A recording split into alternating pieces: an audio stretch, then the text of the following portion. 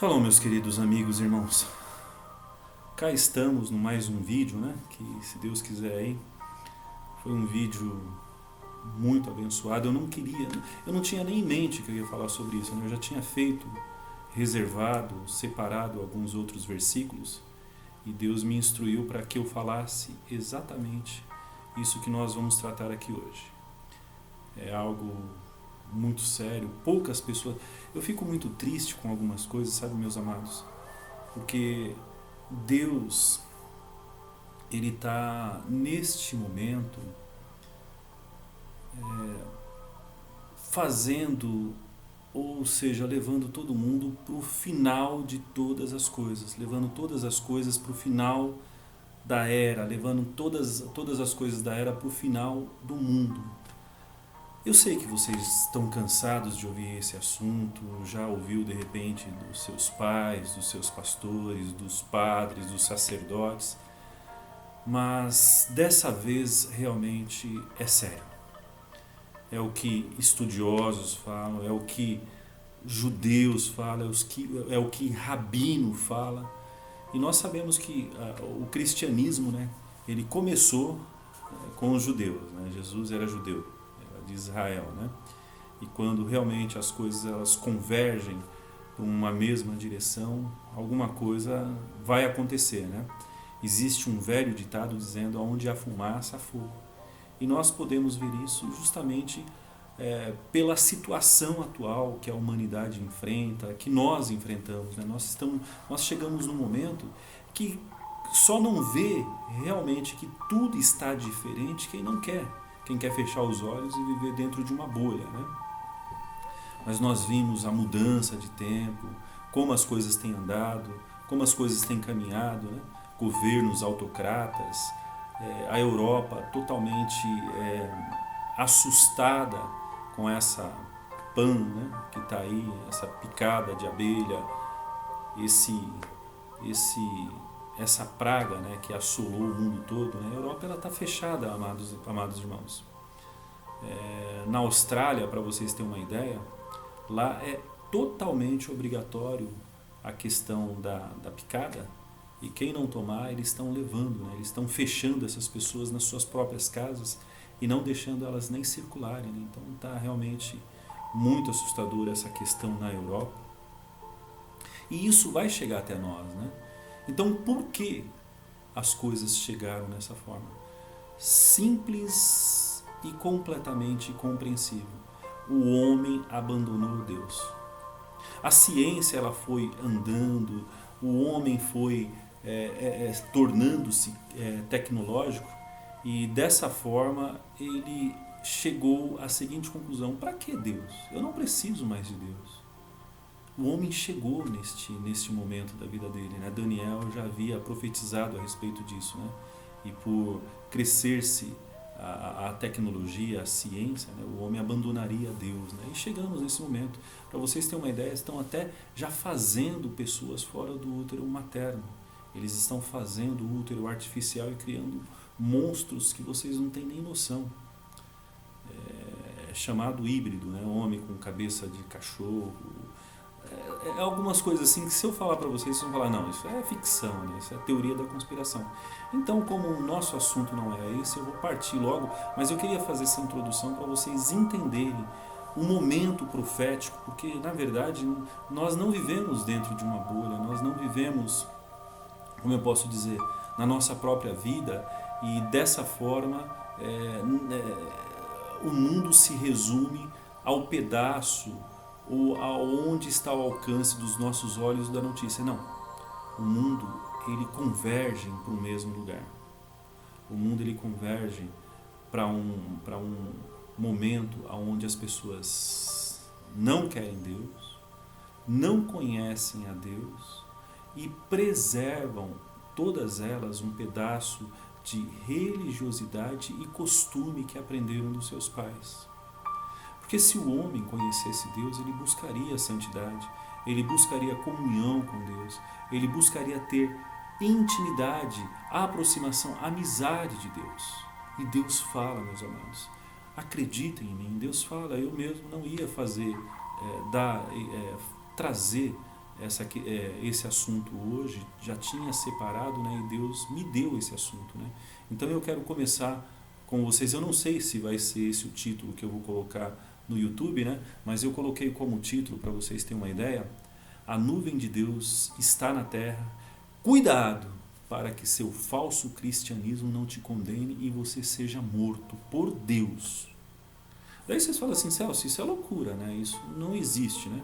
Eu vou ler alguns versículos para vocês, daí vocês vão achar, não, isso é só no Velho Testamento. Eu vou ler no Novo Testamento para que vocês tenham noção que vocês não conhecem a Deus. Vocês falam: não, Deus é amor, Deus ele compreende, não existe santidade, eu posso ver minha vida como eu quiser. É mentira, nós somos o templo do Espírito Santo de Deus. Existe toda uma norma de conduta, de postura, de pensamento e de intimidade com Deus. Esse corpo que nós temos, esse corpo, ele não nos pertence, ele é templo do Espírito Santo. Deus, ele quando fez o homem, eu costumo dar sempre esse exemplo, está lá em Gênesis 2, ele soprou naquele boneco de barro parte dele, ele deu uma parte dele para o homem, e sem o fôlego de vida, sem o Espírito Santo de Deus, sem esse Espírito nós não somos nada. Nós voltamos a ser pior que animais, um bonequinho realmente de barro. Então, diante desse título, que eu não sei, novamente coloco para vocês se vai ser o mesmo título que eu vou escrever no YouTube, eu quero começar a ler, vou ler para vocês, né? A primeira vez que a nuvem de Deus veio sobre a terra depois que o homem pecou, tá? Se encontra lá em Êxodo, livro de Êxodo, pertence ao Pentateuco, os 5 primeiros livros, que várias religiões adotam, principalmente o judaísmo, né, que não acredita em Jesus, eles adotam esse Pentateuco, né, que são o livro deles, né? Então, Êxodo, capítulo 14, a partir do versículo 6, aonde diz assim: Faraó mandou preparar logo. O povo israelense, o povo judeu, eles foram, só para criar um contexto, né, eles foram escravos durante 430 anos no Egito. Quando eles saíram, esses 430 anos, eles tiraram, eles pediram ouro, prata, riqueza para os egípcios, tecidos e tudo, e eles de bom grado eles deu, porque eles ficaram com medo do povo judeu, porque tinha caído as pragas, né? E eles sabiam que essas pragas eram devido a Moisés e ao povo ali que estava saindo. Então eles davam, falavam: não, a gente dá, mas sai daqui, né? Então eles pegaram, na verdade, toda a riqueza do Egito. E eles mereciam, porque foram 430 anos como escravos. Então eles foram pagos daqueles anos dos quais eles foram escravos, né? Então o contexto é esse.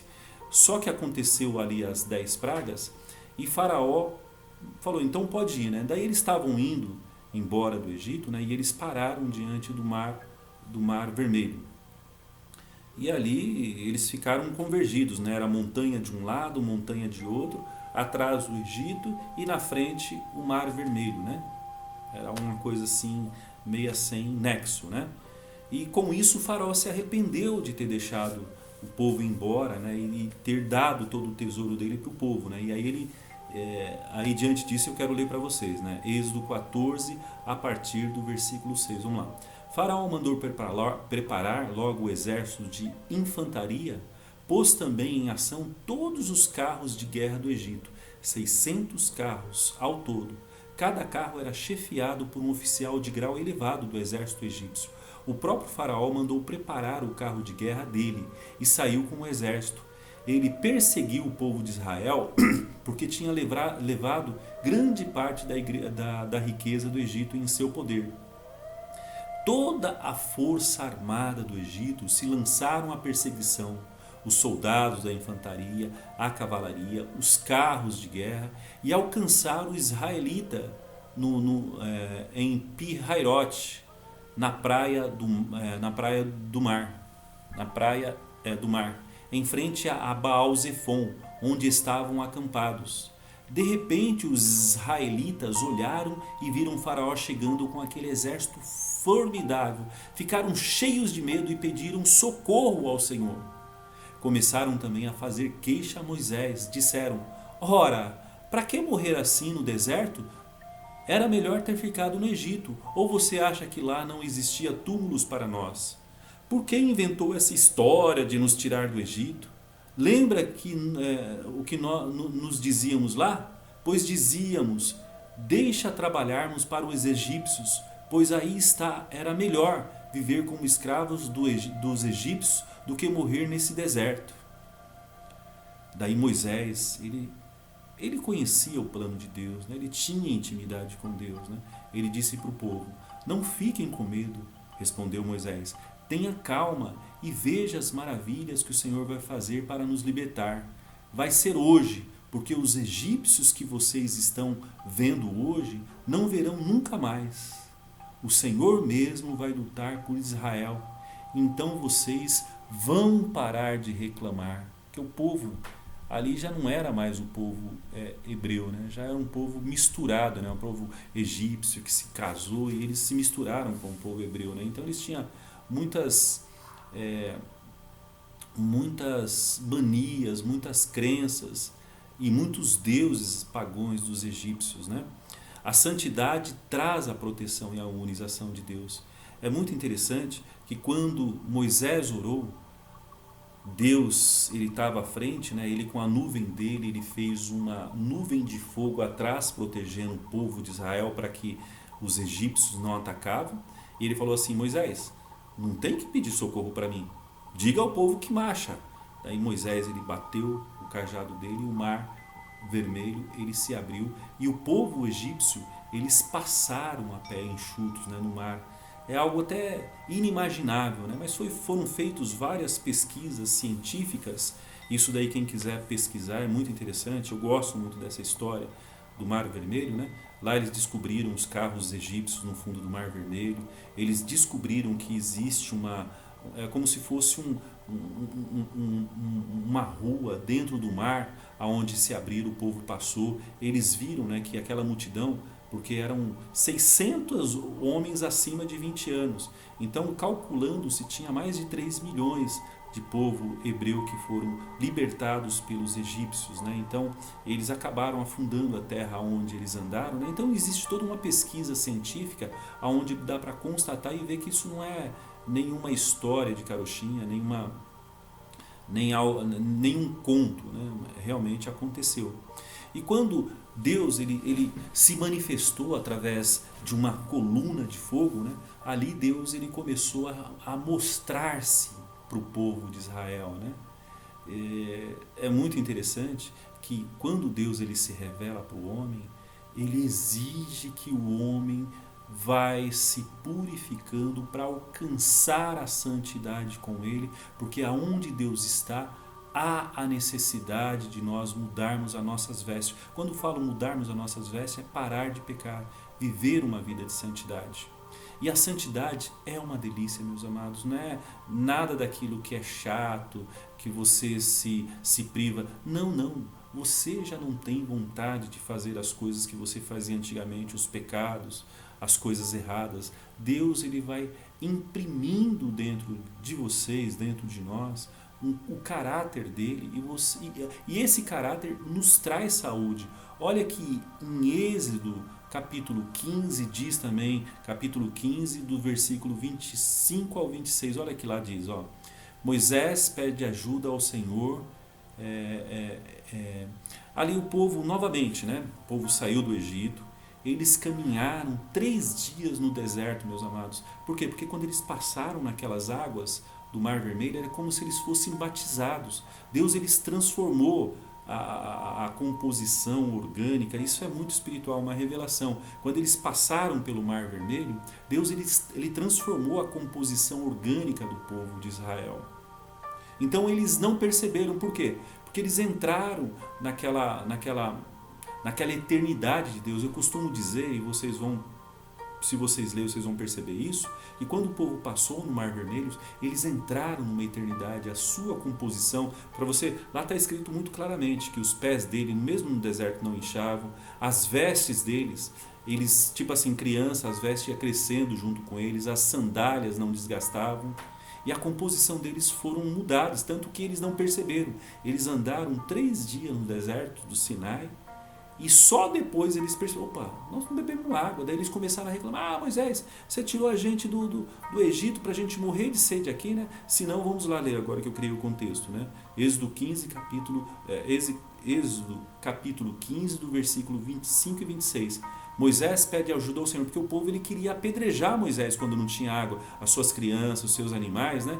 Então eles perceberam que eles estavam com sede, olha que coisa, né? E aí eles quiseram apedrejar, matar Moisés e Arão, né?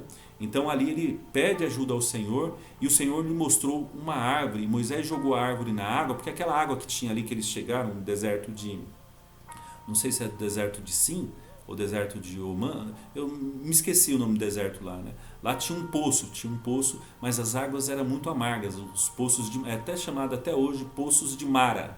As águas eram eles não conseguiam beber. Daí Deus ele faz algo sobrenatural, né? Deus mostra, fala, Moisés, joga aquela árvore ali, né? E aquela água vai se tornar doce, né? Ele jogou e a água se tornou doce. Moisés pede ajuda ao Senhor, e o Senhor lhe mostrou uma árvore. Moisés jogou a árvore na água e a água se tornou doce. Em Mara, o Senhor quis provar a disposição do povo para com ele. Para isso impôs essa condição. Olha só, a condição de Deus para todos nós hoje. Isso é uma mensagem para você que está vendo esse vídeo e para vocês que estão me escutando. Se vocês derem atenção à voz do Senhor, seu Deus, e obedecerem ao que eu disser, fizerem o que eu acho certo e guardarem os meus mandamentos, contem com a minha bênção. Não deixarei que vocês sofram nenhuma doença que mandei sobre os egípcios. Nenhuma doença vocês vão ter. Eu sou o Senhor que dá saúde a vocês. Então, quando eu coloquei a santidade traz proteção e imunização, é a santidade, separação do pecado, separação do mundo, separação das coisas erradas. Se nós fizermos isso, nós seremos imunizados de toda a doença, inclusive da pandemia. Vocês entendem, né, que eu estou dizendo, né? Da Covid-19. Tá? Nós seremos imunizados de qualquer doença. Então, eu costumo pregar, porque eu, de uma certa forma, eu já vivo isso na minha vida. Não que eu seja, mas estou buscando. Eu creio que Deus vai me levar a alcançar esse ideal que eu estou perseguindo, que é a santidade. E eu digo para vocês, a santidade, ela imuniza de toda doença. Acreditem em mim, eu tenho experiências grandiosas com relação a isso.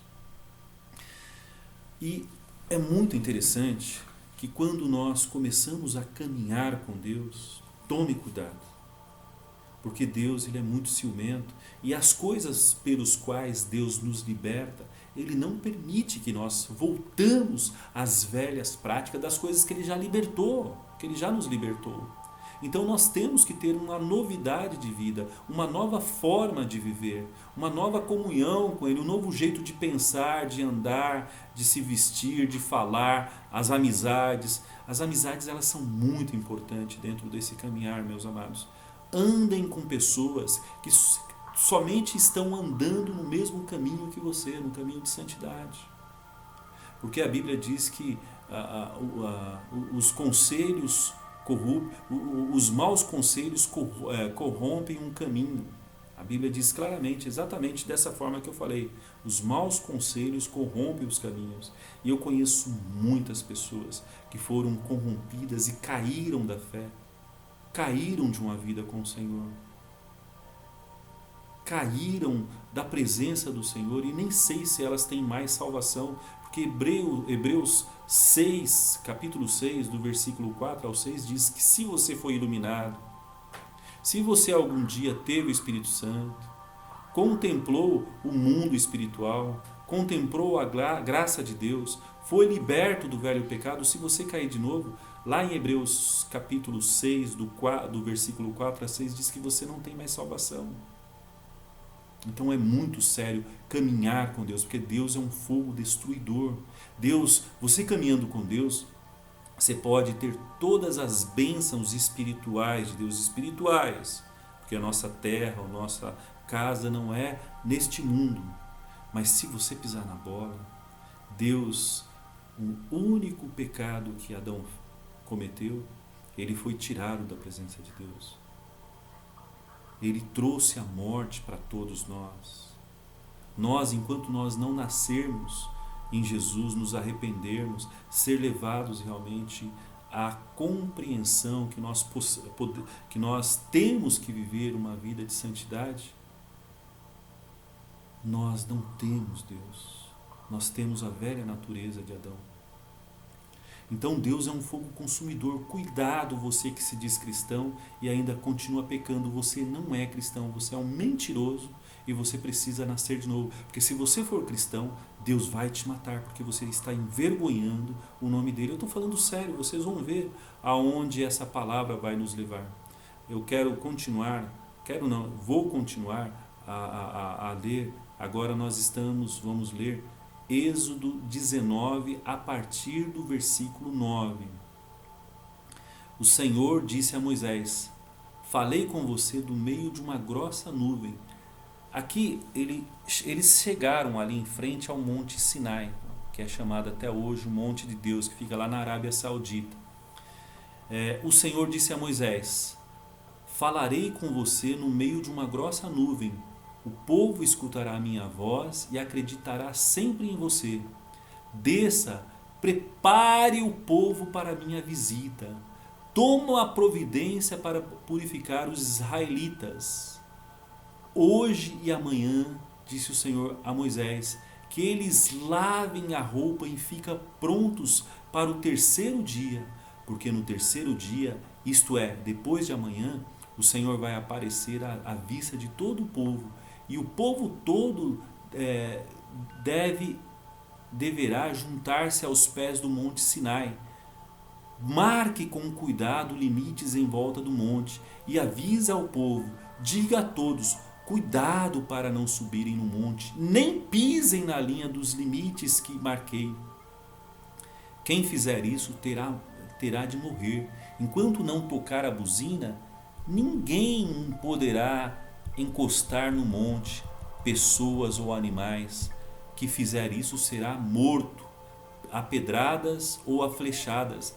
Quando a corneta soar com um toque comprido, então o povo poderá subir no monte. Moisés desceu do monte e fez a dedicação do povo. Todos puseram roupa limpa. Disse Moisés ao povo: fiquem prontos para o terceiro dia. Não tenham relações sexuais com as suas esposas. Quando amanheceu o terceiro dia, o povo estremeceu com o que viu e ouviu. Estouraram trovões e relâmpagos, e uma grossa nuvem cobriu o monte. E no meio disso tudo, o povo escutou um forte toque de corneta. Moisés levou o povo para fora do acampamento, ao pé do monte. Saía fumaça do Monte Sinai, porque o Senhor tinha descido lá no meio das labaredas de fogo. Subia fumaça, como se tivesse feito uma tremenda fornalha, e um terremoto sacudia violentamente o monte. O som da corneta foi aumentando cada vez mais. Moisés falava e Deus respondia por meio de trovões. O Senhor ficou no topo do monte e mandou Moisés subir até lá. Ele foi. Logo o Senhor mandou Moisés descer para prevenir o povo e disse ele a Moisés: vai lá embaixo e avisar ao povo que não passe do limite para me ver. É preciso dar este aviso para evitar que muitos morram. Mesmo os sacerdotes que estão acostumados a se apresentar a mim precisam de preparo especial, senão eu os destruirei. O povo já sabe disso, disse Moisés. Tu já nos avisaste e mandaste marcar limites e dedicar o povo. Eles sabem que não podem passar dos limites e subir no monte. Faça o que eu digo, respondeu o Senhor. Desça lá e diga ao povo e aos sacerdotes que não passem dos limites e não suba no monte para não serem mortos. Depois suba aqui de novo e traga Araão junto. Moisés foi e disse tudo isso ao povo e tornou a subir. Meus amados, vocês podem até achar estranho, o Senhor dizendo, que não queria que o povo se aproximasse. Eu quero que vocês entendam o seguinte: O povo, quando foi tirado do Egito, eles eram pecadores. Eles estavam cheios de sujeira. Eles ainda adoravam outros deuses. Eles não tinham somente Deus. Eles se acostumaram, diante dos egípcios, a adorar os deuses egípcios, que eram um panteão, eram muitos. Só que quando eles entravam na casa deles, à noite, aí eles adoravam a Deus. Então tinha essa mistura. E Deus, ele não se mistura. Deus é santo. Deus, ele não suporta pecado. Quando nós fomos criados, lá em Gênesis 2 novamente, nós fomos criados à imagem e semelhança de Deus. Nós éramos santos como Deus era. O que cobria a nossa nudez era a glória do Senhor. Então, quando o homem pecou, ele desprezou Deus e passou a escutar a serpente, ao dragão. Ele passou a escutar o diabo. Então ele se tornou sujo. Então, quando nós nos convertemos, existe um período de santidade, de pureza, de buscar o Senhor. E quando Deus fala, lavai as vossas vestes, significa largar todo o pecado. Até mesmo para Deus, a questão de nós nos separarmos quando nós estivermos na presença de Deus, para vocês terem uma ideia, o sumo sacerdote, para eles chegarem na presença de Deus, eles tinham que passar um ano todo, se preparando para entrar um único dia na presença de Deus. Eles não tinham relação sexual com as suas esposas, eles não tinham conversa com outras pessoas, eles muitas vezes até nem conversavam, eles se separavam completamente em santidade, para quando chegar na presença de Deus, se eles desobedecessem todo aquele estatuto, aquelas leis, aquelas regras que lhe eram impostas, eles eram mortos. Tanto que quando eles entravam no Santo dos Santos, onde a presença de Deus estava, era amarrada uma corda no pé deles. Por quê? Porque se eles demorassem, eles sabiam que eles foram mortos, porque eles se apresentaram na presença de Deus com impureza. Daí eles puxavam o corpo e ali eles enterravam os sumos sacerdotes. Daí vocês falam assim, mudou? Não mudou, meus amados. Eu quero levar vocês no final para entender que o mesmo Deus de santidade do Velho Testamento é o mesmo de hoje, e vocês vão entender isso. Se nós aparecermos com as nossas impurezas diante de Deus, nós somos destruídos. Por isso que eu vejo muitas pessoas sem noção e sem preparo, que não são convertidas, gritando, derrama sobre nós a sua Shekinah, Senhor, derrama a sua nuvem sobre nós, Senhor, vem na nossa presença, nós queremos te adorar. O Senhor não vem, meus amados, porque vocês não se preparam, porque nós não nos preparamos. Nós achamos que servir a Deus é trazer Ele para o nosso nível de vida. Existe toda uma preparação. Se você não tem uma vida de jejum, não tem uma vida de busca, não tem uma vida de santidade, de separação, a sua boca, os seus pensamentos, a sua forma de ser, é um perigo você pedir a presença de Deus. Deus não vem em primeiro lugar porque Ele ama você, porque se Ele vir, Ele vai ter que te destruir. Ele vai ter que trazer o juízo, porque Deus não suporta o pecado. Então, é muito importante, sempre antes de você se apresentar na presença de Deus, se arrepender dos seus pecados, pedir para que Deus perdoe todas as suas ofensas, tudo aquilo que você fez, para que o sangue de Jesus te cubra, para que verdadeiramente Ele possa te perdoar, e ali, se Ele manifestar, Ele vai ver o sangue de Jesus sobre você, e aí Ele não vai destruir. Deus é um fogo consumidor. Eu vou ler para vocês entender isso. Daniel, capítulo 7, a partir do versículo 9, que diz assim: continuei a olhar e vi um trono sendo colocado.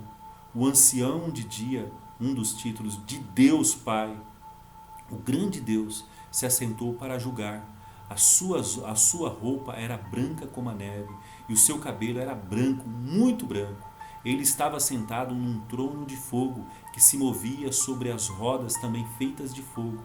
Defronte dele nascia e corria um rio de fogo. Milhões de anjos serviam, centenas de milhões de pessoas estavam diante dele para serem julgadas. E o tribunal foi instalado e os livros foram abertos. Que livros são esses? Aqui está falando do julgamento final, do grande trono branco. Isso daí é o livro da nossa vida, tudo que nós fazemos, pensamos, intencionamos. É escrito num livrinho, não pensa não que ninguém está te vendo não. É designado um anjo para cada uma das pessoas e todas as suas atitudes, pensamentos, gestos, eles são escritos, pensamentos, tudo naquele livrinho. Por isso que nós temos que nos arrepender todos os dias, porque Deus está preparando 2 livros, que você, em nome de Jesus Cristo, seja colocado no livro principal, que é o livro da vida. Porque todos aqueles que não estiverem escritos no livro da vida serão lançados no lago de fogo de Deus. Até porque todas as nossas obras, tudo aquilo que nós fazemos, serão provadas pelo fogo. Vou ler para que vocês possam entender isso que eu estou dizendo. 1 Coríntios, capítulo 3, a partir do versículo 11, para que vocês entendam. Porque ninguém pode colocar qualquer outro alicerce verdadeiro além do que já possuímos. Jesus Cristo. Não existe um outro alicerce, não existe um outro caminho, não existe uma outra salvação, não existe um outro Deus, é só Jesus Cristo.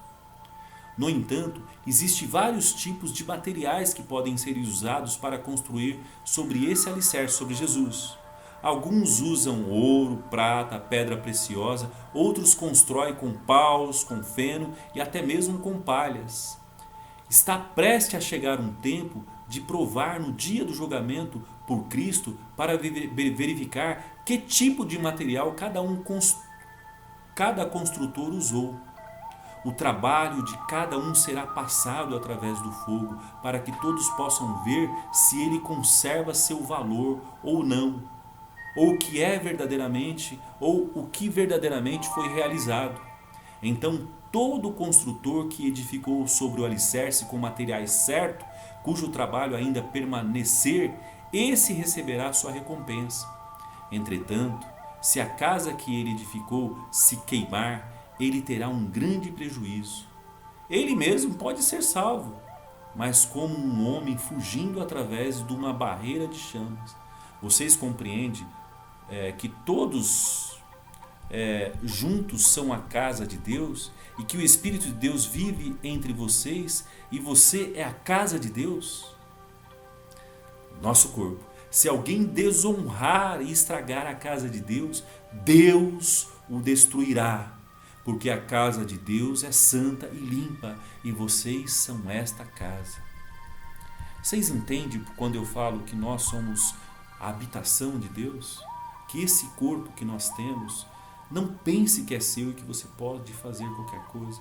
Existe um padrão de santidade, um padrão de conduta, um mandamento pelo qual nós devemos conduzir este corpo, purificar este corpo, voltar a ter a imagem e semelhança do qual Deus nos criou, porque nós perdemos essa imagem e semelhança.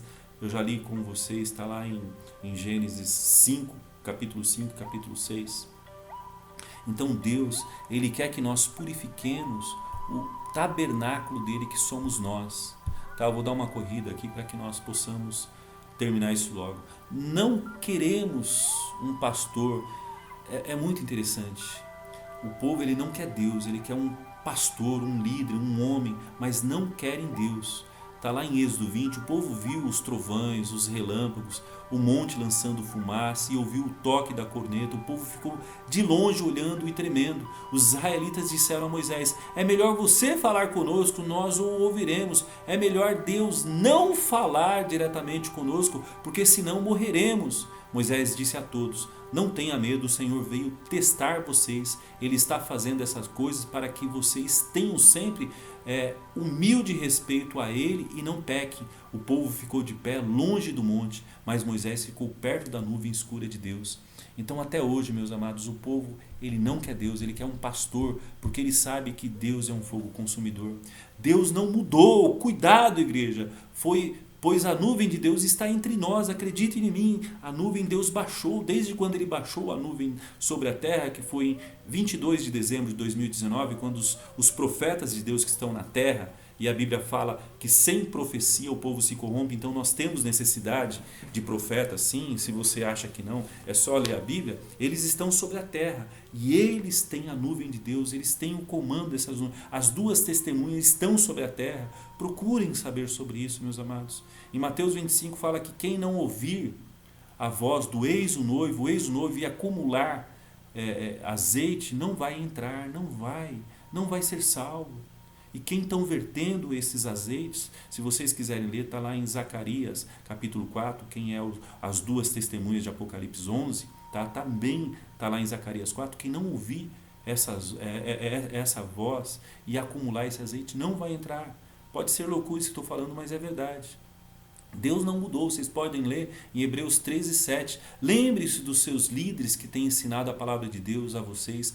Pensem em todo o bem que proveio da vida dele e procurem confiar no Senhor como eles fazem. Jesus Cristo é o mesmo ontem, hoje e para sempre. Portanto, não se deixem atrair por ideias novas e estranhas, pois as forças espirituais de vocês vêm como uma dádiva de Deus e não preceitos cerimoniais sobre comer certo alimento, um método que, aliás, não ajudou aqueles que experimentaram. Nós temos um altar, a cruz em que Cristo foi sacrificado, não aqueles que continuam a procurar salvação por meio de obediência às leis judaicas, nunca podem ser socorridos. Ou seja, é através da graça que nós somos salvos. As leis não salvam ninguém.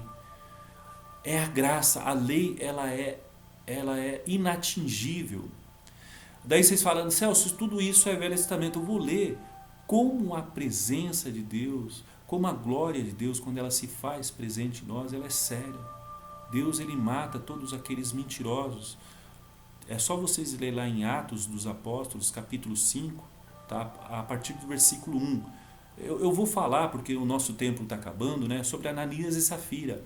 Eles viram todas as igrejas, ali todos os irmãos, né, vendendo os seus bens e trazendo aos pés dos apóstolos para que eles vivessem de uma maneira comum, né, um ajudando o outro, e eles tinham vários bens. Eles venderam um pedaço do bens dele, né, e Ananias e Safira eles combinaram. Olha, a Safira, vamos chegar lá e vamos dizer assim, ó, nós vendemos por 100, mas vamos falar que nós vendemos por 50, só para o povo aplaudir a gente, né, só para a gente passar de bem, né? Eles foram fazer isso com Pedro, que estava com a glória de Deus, que estava com a nuvem de Deus.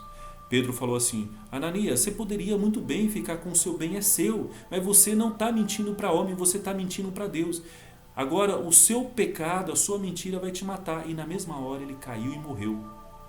É só vocês ler lá em Atos dos Apóstolos 5, isso aí que eu estou falando. Daí Safira não sabia de nada, daí ela entrou novamente, né, e ela contou a mesma história que ela tinha combinado com o seu marido. Falou assim, olha Safira, por você contar a mesma mentira do seu marido, eis ele aí ao pé dele, né, ele morreu e você vai morrer também. E ela caiu no chão e morreu. Então Deus é um fogo consumidor, a presença dele requer santidade por nossa parte. Daí você fala, Celso, ainda não me convenci, né? Então é dessa forma, Deus ele mata mesmo? Se vocês tiverem alguma dúvida, é só ler lá em Lucas 19, a partir do versículo 11. Eu quero ler rápido, né, mas o meu versículo principal é no final. Porque Jesus contando a parábola, né? Porque Jesus estava se aproximando de Jerusalém, contou uma história para corrigir a impressão de que o reino de Deus estava para começar logo. Um homem nobre que morava ele contando, né, a parábola, né? Um homem nobre que morava a certa província foi chamado à distante capital do império para ser coroado o rei de sua província. Antes de partir, ele reuniu 10 auxiliares, deu a cada um deles certa quantia em dinheiro para empregarem, enquanto ele estivesse ausente. Mas algum do seu povo o odiava e enviava uma declaração de independência dizendo que se haviam revoltados e não o reconheceriam como seu rei. Ao voltar, ele chamou os homens a quem tinha dado dinheiro para saber o que havia feito com ele, os quais haviam sido os lucros. O primeiro homem conseguiu um lucro enorme, 10 vezes mais a quantia recebida. Ótimo, exclamou o rei, você é um servo eficiente, foi fiel no pouco que lhe confiei e como recompensa será governante de 10 cidades. O servo seguinte também conseguiu um lucro excelente, 5 vezes a quantia recebida. Muito bem, disse seu patrão, você pode ser governador de 5 cidades. Mas o terceiro servo trouxe de volta apenas o dinheiro com o qual havia começado. Ele diz assim, né? Eu guardei bem seguro, porque eu fiquei com medo do Senhor, que é um homem duro de se tratar, tirando o que não é seu, até tomando a colheita dos outros que plantam. Daí ele responde: seu servo mau e ruim, gritou o rei. Duro eu? Pois é exatamente o que eu vou ser com você. Se você sabia tanto a meu respeito e como sou violento, então por que não depositou o dinheiro no banco para que pelo menos ganhasse alguns juros com ele? Assim, pois, voltando-se para os outros que se achavam ali, mandou: tomem o dinheiro dele e deem aos homens que ganhou mais. Mas Senhor, disseram eles, já tem muitos. Sim, respondeu o rei, mas sempre foi verdadeiro: aquele que tem ganha mais, e aquele que tem pouco, em breve perde até isso. É o versículo 27 que eu quero que vocês atentem. Jesus é esse rei. Jesus. Olha o que ele diz no versículo 27. Agora, quanto a estes meus inimigos que se revoltaram, tragam todos aqui para serem mortos na minha presença. Isso é a versão da Bíblia Viva. Eu quero ler também mais 3 versões, das versões King James, que diz assim: e quanto àqueles que se levantaram contra mim como inimigos, rejeitando o meu reinado sobre eles, trazei-os imediatamente aqui, executai-os diante de mim. Na nova versão internacional diz assim: aqueles inimigos meus que não queriam que eu reinasse sobre eles, tragam-nos aqui e matem-nos na minha presença. E até mesmo a versão Ave Maria, na Bíblia Católica, eu gostei dessa versão. Quanto aos que me odeiam, os que não me quiseram por rei, trazei-os, massacrai-os na minha presença. Será que conhecemos Deus? Será que conhecemos Jesus? Ele veio como cordeiro, sim, mas agora ele vai vir como leão da tribo de Judá, vingar todos aqueles que não aceitaram o seu reinado, todos aqueles que não viveram uma vida de santidade. Ele vai vir como juiz, um justo juiz. E se essa terra é dele, se a sua vida é dele, se o seu corpo é dele, o que você tem dado para ele? O que você tem preservado dele em você? Hoje é dia para que você se arrependa e você possa viver uma vida de santidade, uma vida na presença dele. Eu gostaria que vocês orassem essa oração. Senhor Deus, querido Pai, que o teu sangue possa me lavar de todo o pecado, que o Senhor possa reinar em minha vida, que o Senhor possa revelar Cristo em mim, que o Espírito Santo gere Cristo em mim e que eu possa me arrepender de todo o pecado e viver uma vida de santidade, e o Senhor possa me arrebatar e eu possa viver no céu, como diz em João 14, que o Senhor foi preparar moradas para mim no céu. Eu possa subir com o Senhor no poderoso nome de Jesus. Perdoe todos os meus pecados no poderoso nome de Jesus. Amém. Shalom, meus amados. Que o Senhor possa vos abençoar, nos abençoar. Shalom.